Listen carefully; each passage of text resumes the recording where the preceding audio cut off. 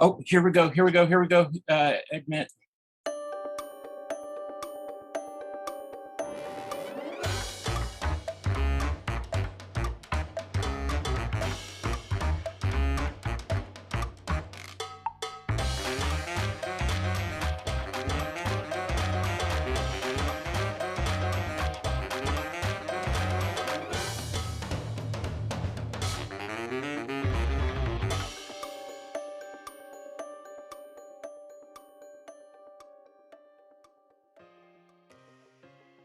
Hey everyone, I am Skippy, and I am here with Alec Sulkin. And for those of you who don't know who Alec Sulkin is, this is one of those rare treats where I'm getting to talk to a person who you know if you enjoy comedy, but he can walk into a store probably and not get mobbed.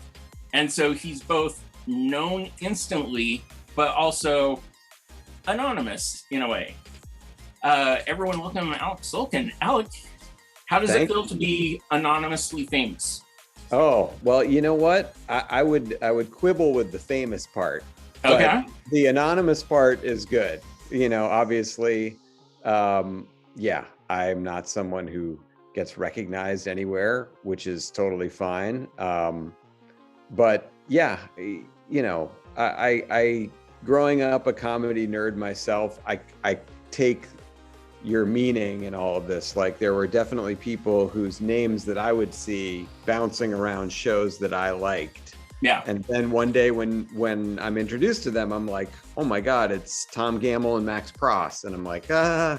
So if I can live in that ether, like, that's great. Because I love those guys, and you know, so I think for comedy nerds, yes. Well, and it's similar to what radio DJs used to be before the internet, where you could be like a hideous looking guy with a great voice and be one of the most popular people in your state. But then the internet comes around and all of a sudden they want photos of their morning DJs. And the next thing you know, the 300-pound guy whose voice you thought was, you know, your rock star is all of a sudden like, oh, wow. Yeah, exactly. Yeah, the internet kind of changed the game in that regard. I definitely remember the voices of the DJs I listened to growing up, and then when you'd see them, you know, and something, you're like, holy shit, that's them. To quote a song lyric, video killed the radio star. It did. In some ways. The Buggles. How about this? I will start by saying, will you please tell me, thus telling others, how did this interview come about and your feelings and thoughts on it? Okay, so I believe this came about, you wrote me a message on Cameo? Mm-hmm. Right. Okay. So I'm shamelessly on Cameo, that apparently charges people like $3 to text with someone. So you sent me a text and you said, check out some of my stuff on YouTube, which I did. And I thought it was very amusing. I watched a girl pretend not to like a Klondike bar, which was ridiculous. Like, how could you have never had a Klondike bar, take a first bite and not be like, holy shit, how come I haven't had this like every week of my life? So I was I was on your side with the Klondike bar thing. And then so I think I told you, like, hey, I watched your stuff. It was funny. Like, send me a DM on Instagram, which then you did, and we sort of started talking about doing this interview. Well, and then I went one step further, as people that watch a video can attest to, was after I sent you the message of like, hey, watch my stuff, I'd like to interview you. And I didn't hear you respond back with, I heard you say, oh, I watched the Klondike bar thing, but I didn't hear you say back specifically, yes, absolutely, go, let's set up an interview. And as I waited, I was like, oh, I've got this idea. And I also think that after I say this, I will give you the time to tell everyone, I'm not going to do it for everyone just because Skippy got away with it once. It's a one-time thing, right? But I decided to go into the message, or I went and paid $25 for a Cameo and asked you to say verbatim, "I'm coming on your channel." Right. That's right. I forgot that key element, which was a great move. Yeah. Great move on your part. And you presented it very well. You were just sort of like, maybe say this thing if you want to do it. And so I was like, sure. And by the way, I think, in terms of warning other people, like not to do that. Yeah. That doesn't matter to me. Like, I enjoy doing podcasts if I have, free time to do one. I like it. And it's fun to talk to other people. And it's like, it's good for my ego. I'm not going to lie about that. Like when people are like, holy shit, I want to talk to you. It's like, okay, Yeah. I guess I'm doing something right. And so when people ask me to do podcasts, I generally would say yes. Well, and it's fun because as I looked up then to see how many different podcasts you had been on and which ones you did, and I'm not sure if I'll have included this in preamble stuff, so I'll include it now. I went to YouTube and put in Alec Sulkin interview, and the very first one that came up for me was one by this group called Comedy Mouth Podcast, which only had like 60 subscribers, but it was done by two guys who were both sitting in front of fireplaces from like 11 months ago. And they said they had a podcast called You've Probably Never Heard of Me podcast, but I couldn't find that on the podcasting thing I had. So go to YouTube and look that up. And it's a good time to tell people, hey, go watch that one, because they ask you a lot of questions that if I don't get to, I know people will say, oh, why didn't you ask about this with you? And yeah, I probably should have, but if I've got you for 30 minutes to an hour, I also want to not do the same thing that everyone else has done. Sure. But people should go check that out, as well as Pete Holmes from what would you first give him as his first like IMDb credit, like Pete Holmes from ... Well, Pete, I would say like famous stand-up comedian Pete Holmes. And then I would say from HBO's Crashing, which is probably most recent. I know he just signed a deal for some other show, but also he's very popular from his podcast, You Made It Weird. Yeah. Where he talks to people, and I know that I'm long-winded. He has done like 3-hour-long interviews with people, no cuts, unless they happen to have let slip out their bank account number. Outside of that, he just gets on and lets it go. So those two podcasts, I would say, if there's a question that anyone's watching this that I don't get to, go watch those others, support them, because I did. And I wouldn't want people to think like, oh, you stole all your stuff, because I'm going to be asking questions eventually that you don't get asked all the time. All right. Awesome. Before I get to that, though, it would be fun to set a baseline for people. The term showrunner, right? Please explain that, and in your pitch to someone that is in a grocery store, what do you do? And you've got a little bit of time, but not tons of time. Okay. What do you do? And, sure. First of all, a lot of your stuff centers around grocery stores. Let's just talk about that right now. So clearly an important place in your life. Common place where everyone gets into these heated conversations. Got it. So, well, briefly, a showrunner is just somebody who is a writer, but they're kind of like the last line of defense. It's like I am a co-showrunner with my co-showrunner, Rich Appel. And so basically we, between the two of us, decide, okay, this joke is going in, that joke is going in, or we're going to do this story or that story. And obviously we try and help by coming up with the stories and pitching some of the jokes ourselves. But basically we're like kind of, collectors. There are 20 people on staff, which is a lot. So they're just people working at all times, and we just take what they do. Down 4 from when you did your interview with Pete, by the way. You had mentioned like 24 or 25 at the time. I actually 20. 20 is low. We might be around 23, but I didn't want to say it. 20 just sounds like more round. Yeah. But it takes a lot of people to do that. Yeah, gotcha. Just basically being the last word in deciding what goes in the script, like what jokes will go in the script, what words will go in the script, and also a lot of interaction with the production side of it. So we sort of liaise with the animators and sound people and talent. So, for example, if a joke is up and you've got maybe two choices in, and by the way, I'm not going to assume that everyone's watched every episode of Family Guy, but no. I think it's fair to say that if we're talking about Family Guy, it's been on, when you're on what, 23 years? Is that what it, or how many years? Yeah, it started in, I believe, 99. Yeah. So like 22 years. Yeah. Yeah. So if you have something that's been around for 22 years, it's on someone else. If someone's sitting there going, I don't know what Family Guy is, okay, well, that's on you, because we're not going to explain Family Guy to them. So I'm going to assume that people having known about it or having at least seen a couple episodes or maybe binge watched it all on Hulu recently, so that when I saw your name come up on Cameo, I was like, holy crap, Alec Sulkin, the name that I see every time I, up there with Jerri Shiva Prava, say it? Jerri Shiva Prava Dumrung. Yes, one of those names that pops up and I'm like, oh, I recognize because I watched the credits. And yes. So for me, your name instantly had that kind of feeling of like, oh, I spend hours appreciating what it is that you do.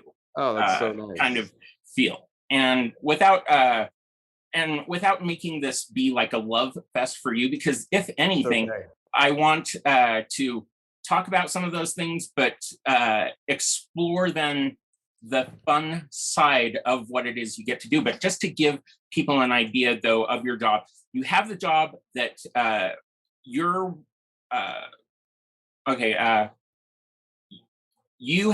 had the job below you, right? So you became not your boss, but you used to report to someone that had your job, right? Correct. And so this is fun because I can now then bring up, explain how it is then that someone in your job now would be able to find a gem like Blue Harvest or the task that you were given to write.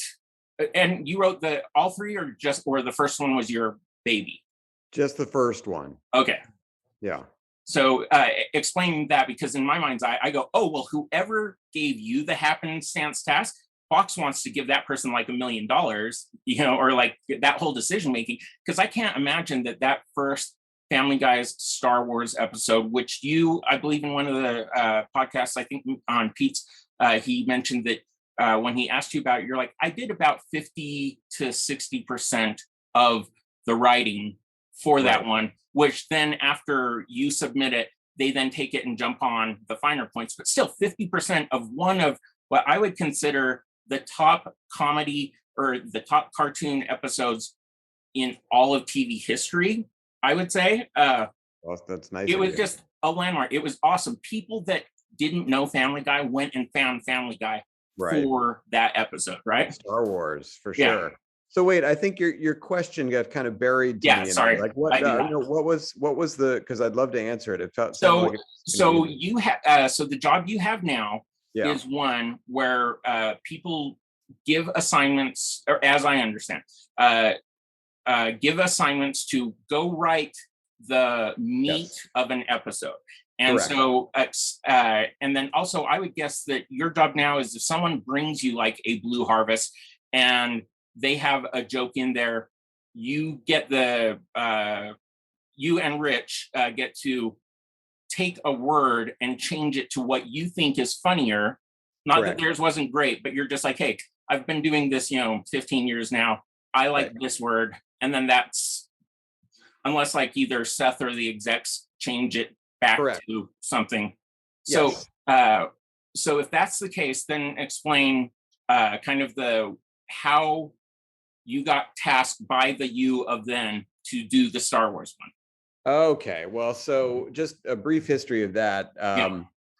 Seth and I used to go out to karaoke together, and I remember distinctly, we were at karaoke. It was back in a time when we were both cool and smoked cigarettes, so we were outside like smoking a cigarette, and he said, we should do a Family Guy Star Wars episode. I was like, absolutely. Because we had been writing a lot of Star Wars jokes in the show at the time, and he was like, we've been doing so many of those, we should just do an episode, just get them all out. I was like, terrific. And he was like, and I want you to write it. I'm like, great. So then the showrunner, who, worked with Seth at the time, was this guy. So Seth was co-showrunner at the time. Yeah, I mean, creator, but also Seth was he was not even titled in that way. We had a showrunner at that time named David Goodman, and you may have seen his name on a bunch of the episodes. Yeah, but he is a great guy, very funny. He's actually president of the Writers Guild Association now, so he's like a big deal. Wow, that's awesome. Yeah. And so he's a guy, and he has a very funny voice. He talks like this, it sort of says he's got. Did he do any characters on the show? He did. There were a couple of cutaways where we had a bunch of people with that voice, and he does it. And I think there was one cutaway where it was like a Trekkie, and he was one of the Trekkies because he's a huge Trekkie. Okay, because just with that voice, I'm like, oh, well, then clearly he had to. Anyways, keep going. Sorry. He's so. When we started breaking it and I started writing it, all of our episodes were half hour. So the task was, hey, write a half hour that's a Star Wars. And as I'm writing it, I kept emailing David Goodman and saying, like, I really think this has got to be an hour. Yeah. Like, I just feel like it's got to be. And he kept coming back to me. He's like, it's a half hour. Just write a half hour, do a half hour. And then, of course, Seth saw it and he was like, this should be an hour. And David Redway was like, yep. But which is, what everyone in that position does with Seth. And so in terms of like when it came back into the room and people changing things and adding things, that's great, because then it's just like, it makes the episode much funnier. If you have 20 people with, a lot of them with totally different kind of perspectives on Star Wars. Some people are big fans, some people are not fans at all. And they're all throwing in jokes of different varieties. It just made the episode so great. Well, and you have to cater that. You have to include the person that doesn't know a lot about its point of view in, so that when your audience watches it, for the person that doesn't know a lot about it, some jokes are the like, oh, yeah. Otherwise, all you're doing is talking about midichlorians or something like that, right? Totally. Yeah. And also, I think, as someone who's watched Star Wars countless times, there are things, it's like you can't step back and get the macro view of it. Like you're so in the weeds with every little detail and moment, whereas somebody watching it like for the first or second time could be like, that's stupid, and you're like, oh yeah, I guess that is kind of stupid, that part. I never thought of that. So we, a lot of help in that way. But the showrunners always at Family Guy have been like very good about picking the right jokes for the Family Guy tone. They're, they just always, there's never been someone in that position who I feel was like, bad at it. I think they're all good at it. And, I'm lucky to be in that line now. Well, and you joined season 4, right? Correct. So, and had the show already been canceled and brought back at that point, right? Yes. So I was there like for the good times. Like I was there like when, hey, they're bringing Family Guy back, and you can write on it, and everyone was like, hey, we're back. So it was like all a coronation for us. It was great. Allow me to go into a topic that I know that when I looked at the analytics the other day for the first time in like a long time, I get that people that watch my channel are younger. So I hope that they don't all tune out when I beg you to tell me some great Craig Kilborn stories, because for my money as a kid, so I'm 43, but because I've never been married and had serious life experiences, I'm still, honestly, my channel, a lot of people think my channel is Skippy the Virgin, but it's not. It's IamSkippy, because one day I want to lose my virginity, but I also happen to be a 43-year-old virgin. So I've had limited experiences in other things in life. So when I was able to geek out about things at a different age, and I still geek out about it now, like a 15-year-old girl at her first NSYNC concert, right? Some of those things include things like, holy crap, Craig Kilborn was awesome to me, because I loved the whole late night thing. And I would say for a person whose parents didn't allow him to watch late night shows, I have a pretty good feel of like, okay, as soon as I could, having enjoyed the late night and appreciating the characters and the people that make it there, how lucky they are, the incestuous and very fortunate way that some of them get into those spots. And then you get this person like Craig Kilborn, who, for my money, I'm blown away. And I can only imagine that the answer to this is he chooses not to be in a job like that, because otherwise, Craig Kilborn was one of the funniest late night people in the world. Please now tell any story you want about how you became a writer and transitioned out of that, and the amazing Craig Kilborn. Oh, well, yeah, Craigers. I love Craig. Yeah. He's, I still talk to him often. Yeah. He's still so funny. He's funny on Instagram now. He's found a new way to be hilarious. Boy, getting that job was what a I was very lucky to get that job. I was living in New York, doing stand-up, making no money at the end of the 90s. And a friend of mine who I went to college with and I hung out with all the time, named Wellesley Wild, got, we both used to send jokes into Saturday Night Live Weekend Update to try. No way, really? Yeah, we faxed them in, so it was very 90s.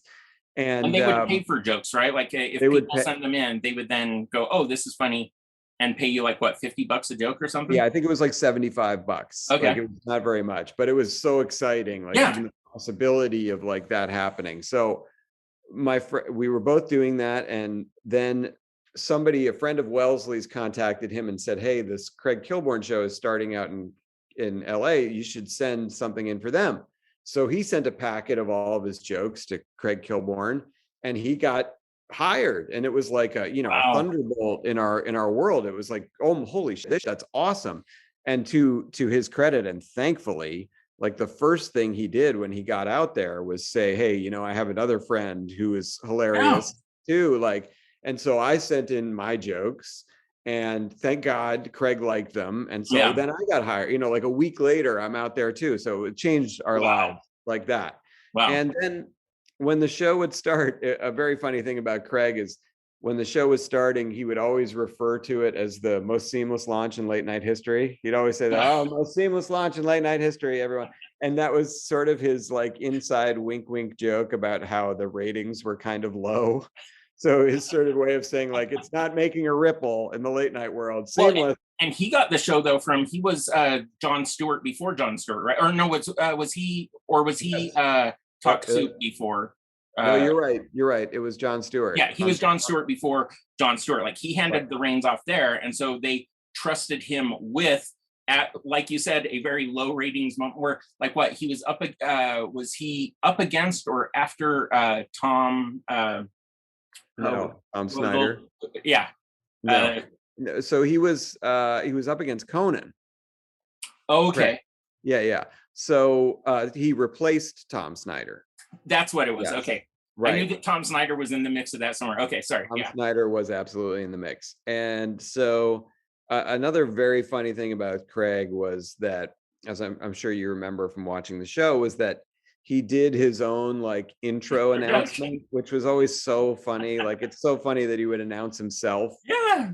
And then he would, a funny thing that used to make me laugh uncontrollably was that when we had a quote unquote bad guest, the second guest was somebody that you'd never heard of. And I still remember one of the names. It was golf long drive champion Jeremy Zubak. And so every time before Craig would announce somebody like that, he would throw in this little phrase as a fuck you to the booking staff. He would go, "Oh, and also tonight we got him, long drive champion Jeremy Zubak." He would always throw in a "we got him." What a coup. What a booking coup. The guest that everyone's trying to get. We got him. Craigers was able to, yeah. So and also, I got along very well with him. I was kind of the only sports fan on staff, and as you know, he came out of ESPN originally. Yeah. And so we used to talk basketball all the time, which was really fun. So I had a good working bond with him, and it was always awesome working there. And I mean, I only left because going into sitcoms, like cynically, you just can make more money. Like if you get involved in sitcoms, there's Sure. more room to like do more in that world. Whereas if you're in late night, you're kind of like, it's a little different, the sort of pay structure. I'm not bagging on the host of TRL, Carson Daly. It just would be being the head writer for Carson Daly for the 20 years that he was on at an hour that no one watched him, even though they're recording their stuff during the day, and you could be like funny and awesome and amazing at your job, but you would pick up a job like what you had at a sitcom in a heartbeat, just for the idea of like going, oh, something that someone has actually seen me in or something. Well, like that, right? yes, yeah. And also all those titles you see at the beginning of sitcoms where it says like, you know, supervising producer, co-executive producer, executive producer, those are all writers. So like, gotcha, those are just different titles for writers, and like, you know, the longer you're on a show, the higher your title gets to all the way to executive producer. But as you go up, there's like a Writers Guild rule that with each rise in title, you get a rise in pay, which there just isn't that structure in late night. It's just writers, you know? Yeah. Wow, I could talk about him for forever, and just if I had and if I had him here to tell him how much I like loved the 5 questions, and I find myself doing this with people just in my real life, of asking a question in almost giving a look of like, you're about to be judged by this, and then any answer they give, you say, that is correct. Or if they give an answer that they know is right, you go, oh, sorry, the correct answer was this. The delivery of that he did, almost in a way where you sometimes forget where you had heard it and how you did it, and you almost feel like you're joke stealing, but it's like, hey, it's part of your DNA when you're watching these things growing up, you know?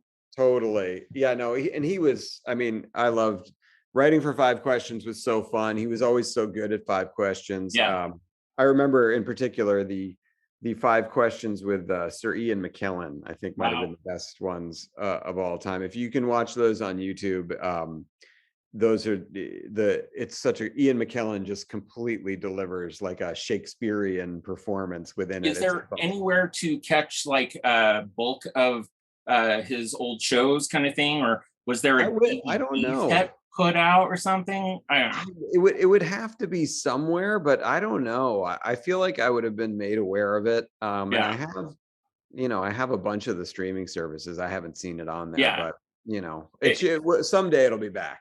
It's criminal to me, just to put a button on this, that Craig Kilborn isn't a name that when I said that everyone here clicked the like button immediately, because it's like, Craig Kilborn talk. Damn it, finally someone is talking about what matters, right? I know. Yeah. So in my opinion, SNL is one of those shows that is legendary. And I kind of felt like if I have a person whose job is writing, I would assume, and correct me if I'm wrong, that SNL, both the writing and the performing and the working with that, because of how it just spawned so many people and just all that came from there, I felt it would almost be criminal to not ask questions that I geek out about all the time. Of like, okay, so who are like your favorite cast members, right? Your Mount Rushmore of cast members, right? Maybe your Mount Rushmore of like SNL skits or sketches, underrated ones and things like that. And if you had any experiences with any of those things to tell fun stories, because I love the SNL culture and could sit down on YouTube and spend the next 5 hours easily and not get, totally accomplished. Totally agree. I mean, too many sketches to name, I think. I mean, too many. Like, the first season I really watched was 1984. And it was, I mean, I've seen the old ones since, you know, like the highlights and stuff, but I started watching like weekly in 1984 when they had that weird dream season with like Billy Crystal, Martin Short, Christopher Guest,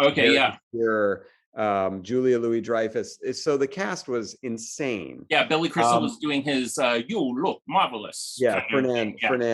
Yeah, Fernando. Yeah. And I mean, Martin Short was a guy early on who I was like, this guy can make me laugh. Yeah. So easily. Yeah. So I was dying with him. So my Rushmore, let me get to that. Yes. Okay. Yeah. And you have to, like, I'm not going to put anyone from that season on there only because they were only on one season. So I can't. Yeah. Was that the Robert Downey Jr. season, or was he just? No, that was the next season. That was the next season. Okay. That was the season after. Okay. It was not very good. Okay. Mount Rushmore, the first face I'm carving, ironically up there, Dana Carvey for sure. Dana Carvey was, to me, when you watch him, he had the way he did his impressions is genius, and he still does it. I don't know if you saw recently, he did a Biden impression, and it was fucking hysterical. Like, I hadn't seen it. No, I'll have to go look it up. If you YouTube his Biden impression, he's nailed it in that Carvey way, where it's like not necessarily dead on, but he's doing some things that like he keeps going back to, and it's like so funny, so funny. So Carvey's up there. It's funny, I was just talking about this recently, and I had a list actually. Carvey, I got to put Will Ferrell up there. Okay. Yep. I understand. And he was just hysterical from day one, so he's on there. For me, I put Kristen Wiig up there. Just never failed to make me laugh. And one of the great sketches of all time was the first time she did that character with the tiny hands. Oh yeah. That was very funny. And the fourth face on the Mount Rushmore, I don't know. It's tough. I would either go. I might go Phil Hartman. Really? Okay. Yeah. I think he's the glue. And the way that you describe your Mount Rushmore, also much like the way I would pick my four, I think tells a little bit about your favorite era of it a bit. You know, or how old I am. Well, and not that as just when you are watching so much of it, and it is your like, hey, I don't miss an episode during this time, which is why I would say, and I kept on expecting him to be in your top four. Kenan Thompson has been on there for 16 years, 18. I mean, like literally since he like was just out of Kenan and Kel, you know. And great. So I look at that, and there's no wrong answer, right? I mean, like your top four is awesome because it's you. And with me, I go, okay, well, if Kenan Thompson, who's been there for 18 years, isn't on, who gets to be on the Mount Rushmore of people? And then also, but similar with what you were talking about, the way of Kristen Wiig, my era would say Kate McKinnon replaces Wiig, but there's no wrong answer with that because you're talking about genius versus genius, right? Both great. Okay. Similarly, give me a top couple or favorite of the weekend update people from the show. Okay. I mean, number one for me, not even close, is Norm. I mean, I still, everything that guy does or I see him on, he just makes me laugh. I mean, do you know about the YouTube channel called I'm Not Norm? I do. Okay. Yes. Because I subscribe to it. I subscribe and watch it all the time. Yeah. There's a part of me that has a dream where us talking about how awesome Norm is somehow makes it into like if I somehow click the right tag words that person sees it and they are like, oh, here is the showrunner or like writer and everything that you are for Family Guy talking about Norm Macdonald, and us both going, holy crap, Norm Macdonald. I know. Yeah, Norm is just the gold standard. So the delivery. He was like, and I hate this idea, but he was really like a rebel and a maverick. Yeah. Because he would hold his way through bad jokes. He would do things that were so over the line, but just have this boyish, good-looking face to just like back it up with like a fuck you expression. He was the best. I loved Dennis Miller growing up. Dennis Miller was just the shit, and he, I thought so smart, so funny, such a great attitude. I love Kevin Nealon with a straight man. He was a good combination of what a newsman was kind of supposed to be, but with his, I don't know. I think part of my timing of loving that segment was him at that time, right? Yeah. And again, there's no wrong answer because they're all. He was great too, and I love like Tina and Amy were great. Oh, Tina and Amy. And then when you got Colin and Che, I was actually surprised, of course, not knowing anything about the back and who had been writing and all those things. But I was like, there's got to be a point where they have a Black man or woman as at the update desk as one of the people. So I thought it was going to be Keenan of like, oh, he's been there 14 years. What new can we do? And then right as I'm like thinking that, they put Michael Che on. And of course, Michael Che and Jost have just transformed it in a way that is like so fun, where they can be racial but not have it be a malicious. I don't. Race isn't the topic all the time, but at the same time, oh, it definitely is with their like end of the year jokes that the other person can't tell. Very funny. How about do you have a couple of hosts that stand out in your mind's eye? Because for my money, the new all-star of hosts, the gold standard for this generation is Adam Driver, is one of the best hosts in SNL history. Wow. Every time Adam Driver is on, he just, he doesn't do anything but hit home runs, in my opinion. Yeah, I know. I totally agree. And I think obviously you have to talk about Alec Baldwin. Yes.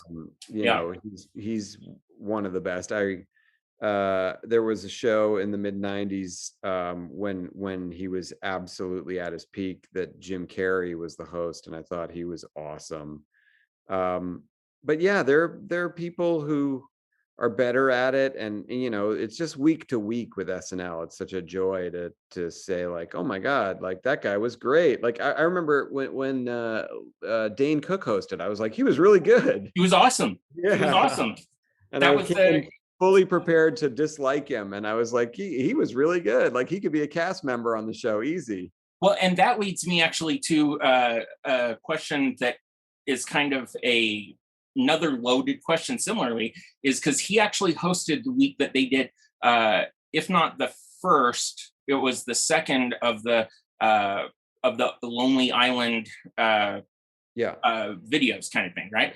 So it was either Lettuce or he had Lazy Sunday the week that he did that.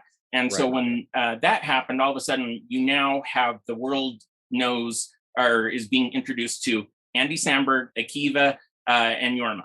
So with that question in mind, if I'm giving you the option of like, and I don't know if it's better to just give you three and pick the three of it, or just to ask you to say, what are your favorite Lonely Island type groups? Because you've got like the Broken Lizard, right? You've got Stella, which for my money, David Wayne, Michael Ian Black, Michael Showalter, three just they're a Mount Rushmore of themselves of comedy. Like so three favorite sketch groups you're asking? The sketch groups that make the video. I mean, because you've got Human Giant, just like and even Derek Comedy. Do you remember Derek Comedy?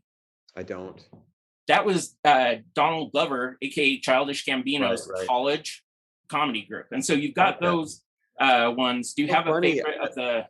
Like I don't know enough about the recent, like Lonely Island, obviously they're great. Like I mean, I would have to put them at the top of the list of people you just named, but only because I really don't know the rest of them. But if you start to go back, you mentioned Stella, which earlier was The State.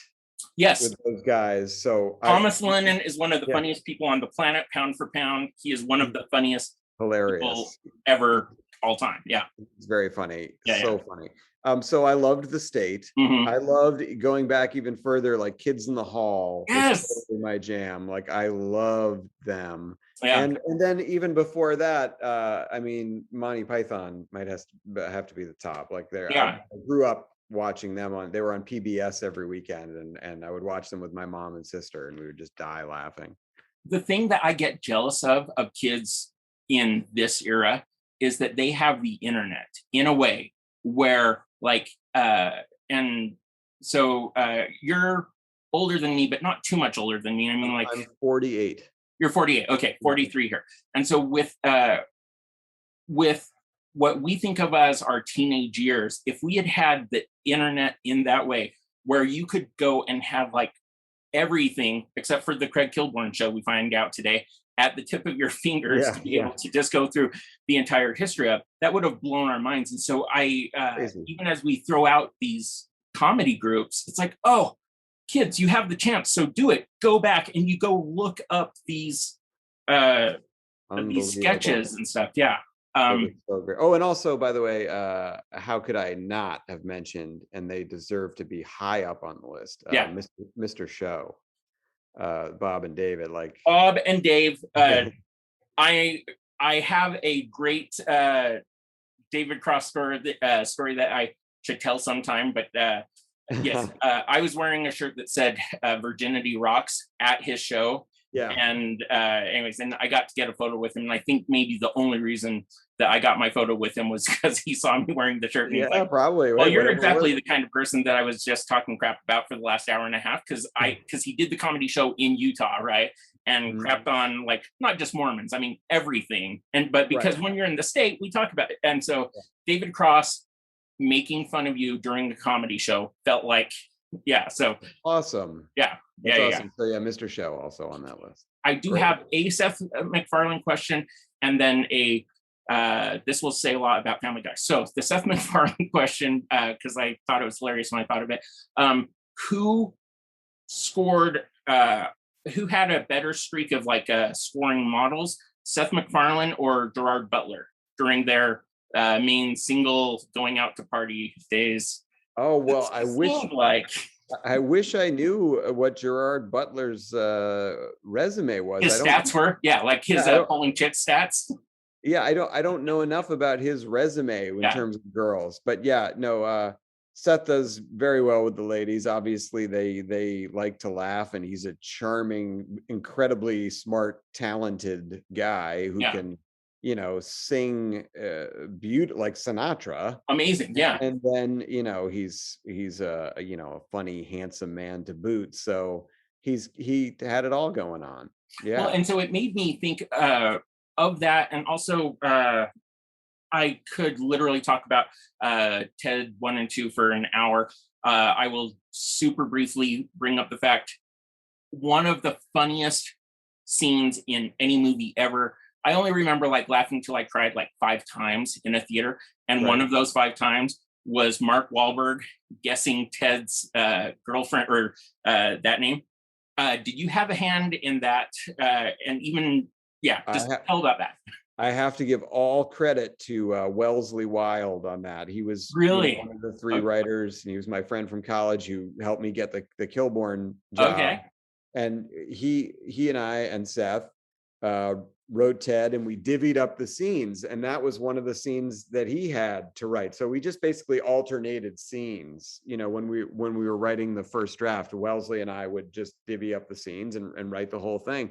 And that was in his first draft. And it was just, he loves white trash names. Yeah. So he just like went off, and the result was what it was. It was like 60 names. And to Mark Wahlberg's credit, like, when he got the script and saw that, like, much in the way he works out his body, like he viewed that speech as a challenge. So when he got there that day to shoot that, he didn't need any help or any cuts. Like he was so like into, like, he had it all perfectly memorized. I think it only took him like, maybe like 2 or 3 takes, and we were done with that moment. He just nailed the names each time. It was great.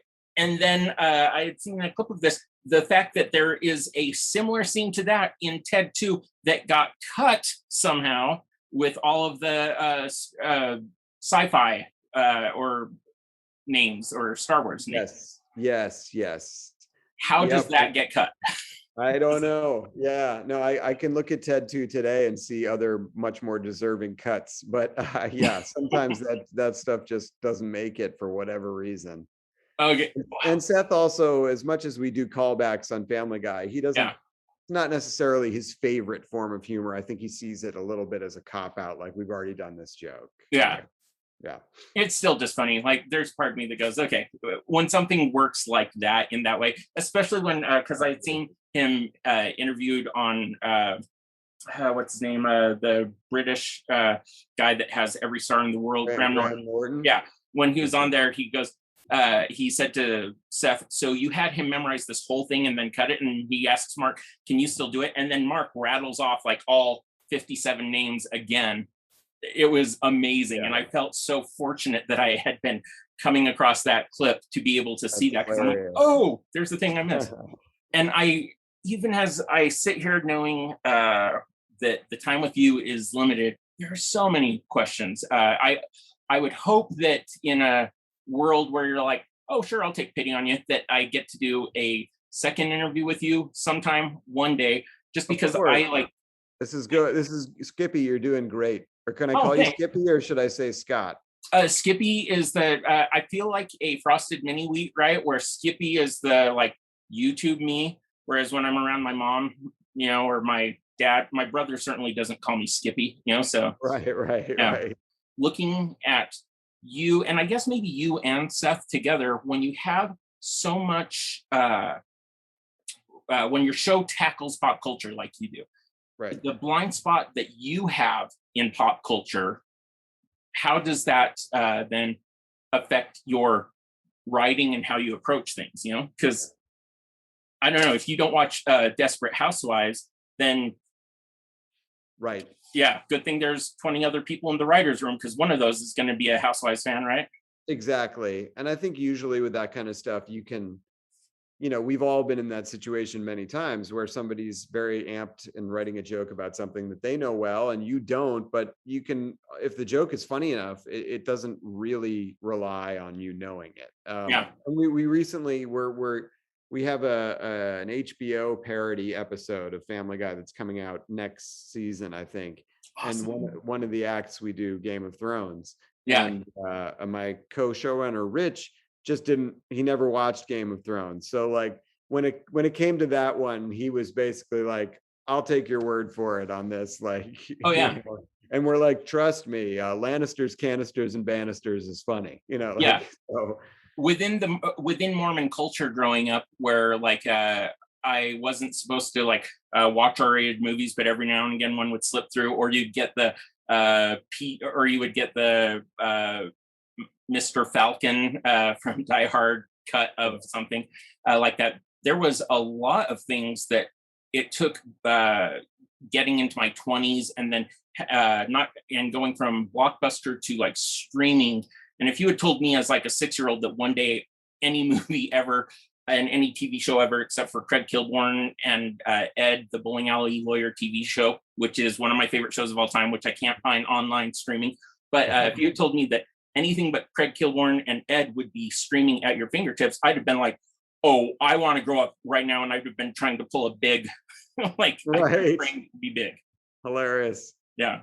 I saved this part for last because how we met and how we got this going is through Cameo. And so I want to play a game that I am calling Cameo Corner.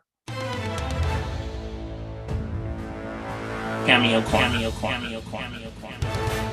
Okay, great. So in Cameo Corner, I am going to give you a few different people, and I want you to guess which of these people cost the most, right? Okay. And then after you put them in order, right? Also take a hazard at how much they cost to book on Cameo, right? Gotcha. Great. I love it. So I'm going to do 2 rounds of The Office for you. Okay. So we've got Melora Hardin, who played Jan, right? Yep. We've got Brian Baumgartner, who played Kevin from The Office, and we've got Kate Flannery. Or no, I'll save Kate for another one. Let's go.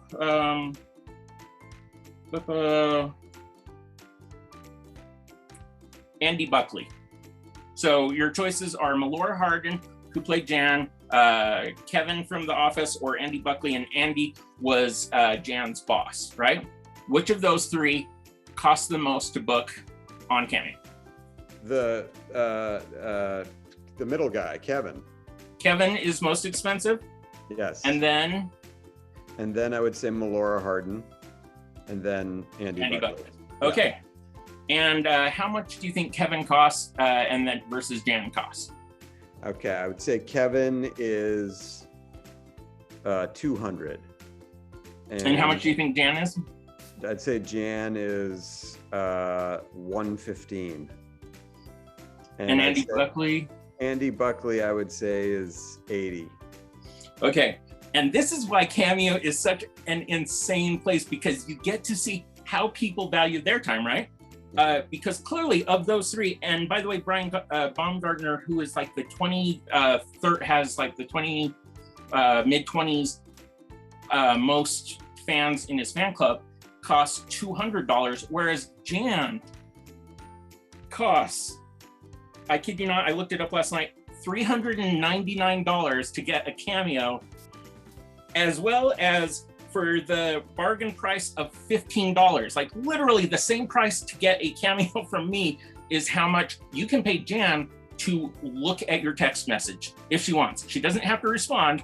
Texting Jan, Melora Hardin. And by the way, and this is not to rip on her. And also if you've got an amazing life, right? Why should you feel guilty at all for looking down and doing something that, like, I go to Comic-Cons, maybe I will, maybe I don't know, whatever. Yeah, that's crazy. $400, right? Insane. Oh, okay. I'm gonna I'll skip the second round of The Office. Let's just give you 3 random ones. Let's go with Don Johnson, Jaleel White, and John C. McGinley. Oh wow. Who's most expensive between Don Johnson? Well, Urkel, I'm just gonna do it. McGinley? I'll do it in the order I would pay. Okay. So I would do McGinley most expensive, then I would do Jaleel White second, and Don Johnson third. And when I tell you that Don Johnson costs $599.99. Holy yes. And then I tell you that John C. McGinley, who I love Scrubs so much, is $500, right? Oh my God. Oh, you know what? I screwed up John C. McGinley with John C. Reilly. Oh, got it. Okay, but I can't believe that McGinley's $500. Yeah, and I hope that they get mistaken for the other in real life. That would be amazing. Yeah. And then Jaleel White, aka Urkel, $169. I mean, like at that point, we should almost go in on one together. You know? Like, I know. Yeah. Poor Urkel. I had a feeling he'd be at the bottom. Okay, 2 last parts to this. I think you're really going to dig these last ones. In fact, I messaged you yesterday when writing this down how funny I found one of these. Sure. Let's go with which celebrity said the following in their introduction, right? You can call me, you can hook me up on Cameo and ask me to say anything at all, even the dirty words. Your choices are Andrew Dice Clay, Danny Bonaducci, or Jeremy Piven. Andrew Dice Clay. You would think so. Yeah. And yet Danny Bonaducci for $85 says to people in his introduction video, you can call me, you can hook me up on Cameo and ask me to say anything at all, even the dirty words. Wow. Good for him.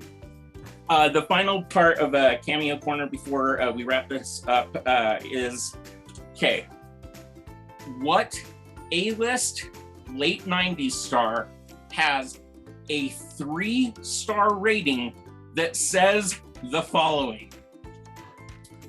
3, because I'm a huge fan, but not 5, because I was sent the wrong video, 3 exclamation marks. After being canceled the first time because he ran out of time, I booked him again. It said 3 hours left this morning. Then it comes. I was about to cry because it's about something horrible and personal, but it wasn't my video. Congrats, though, to whoever moved into their new house. Horribly beyond words upset. That's a 3-star. Wait, so this is a late 90s A-list star? Late 90s A-list star got that as a reaction. I'm going to say, let me see. He was one of 6. If you had 6 people to choose from the late 90s. Okay, so it's Matt LeBlanc. Almost. Matthew Perry. Oh, damn it. Still, because I loved the words that stood out to me, though, were because it's about something horrible and personal. And so someone had something horrible and personal, and they thought and by the way, he's on a hiatus, but I think before he went on his hiatus, he was charging something like, I think $500 or $600 for a cameo. And I don't know how long his cameos are. Like mine, I go like 5 to as long as 30 minutes I've made cameos for, right? Wow. Because like, I'm long-winded and stuff, but I'm the Pete Holmes of Cameo. Oh, Cameo, I love it. But just the fact that a person would say, for $600, could you please cheer up someone that had something horrible and personal? Okay, Alec Sulkin. Great. My very final thing, and I mentioned it to you at the beginning, my hope is that when this comes out, because you as the Sulk on Twitter have 540,000 people that follow you on Twitter. Yeah. My hope is that if I send you the finished video of this, that you might tweet that out if you like it. Absolutely. I'll tweet it. I can tell you now, I'll tweet it out, but I can tell you now also, just brace for impact when only 11 people show up, because it literally, you can tell 500,000 people, hey, go buy my friend's book. Yes. Yeah. If 10 of them do it, it's amazing. My thought with that also is if maybe we tag Craig Kilborn, that those Craig heads out there will you get another 10. Yeah, you'll be like, wait, there's a solid 5 minutes of just mind-blowingly like, it's Craig Kilborn talk. I know. Well, that's what you come for when you go to a 43-year-old virgin and the writer producer of Family Guy conversation. Exactly. Good Craig talk. That's what you get in. Do you have anything that you want to promote or anything, as I just lovingly tell you you're the best for this? I can't thank you enough. Thank you. No, you're awesome. This is a great, honestly, the questions you come up with and how thoughtful you are about the subject matter is refreshing and impressive. So I'll say that. But yes, I'm actually about to start a podcast with my buddy, Julius Sharp, AKA John Goldblatt, Goldie. Wow. Yeah. He was another Craig Kilborn guy, and awesome. I've known him forever. And it's going to be called A Typical Disgusting Display with Goldie and the Sulk. And it'll be on the All Things Comedy podcast hub sometime. We're just recording. Well, yes, I'll be a guest on your show. I knew that was coming, but holy cow, I can't wait to no guests. Oh, of course not then. Yeah, no. Dude, Alec, so much fun. I hope that we get a part 2, because there are other things. And again, if people are watching this and like, you didn't ask him about this, well, hopefully that means we get to go into some of those things. And as people like and leave comments and stuff, but thank you. So, I mean, just the fact that we didn't even talk about Tom Brady in this, I think shows restraint. Another hour. Because one would think that that's all we'd be talking about. But everyone go get Alec to make you a cameo or something like that. You're just the absolute best. Can't thank you enough. Thank you, Skippy. And I can guarantee a second episode right now. This is like Back to the Future, where we just start making Back to the Future 2 right away. All right. And I'll be replaced with Elizabeth Shue, oddly enough, in the next one that we do as well. So when it's Skippy, the 43-year-old virgin, as Elizabeth Shue, it's it makes sense. Alec, you're the best. Thank you, my friend. Thank you, sir.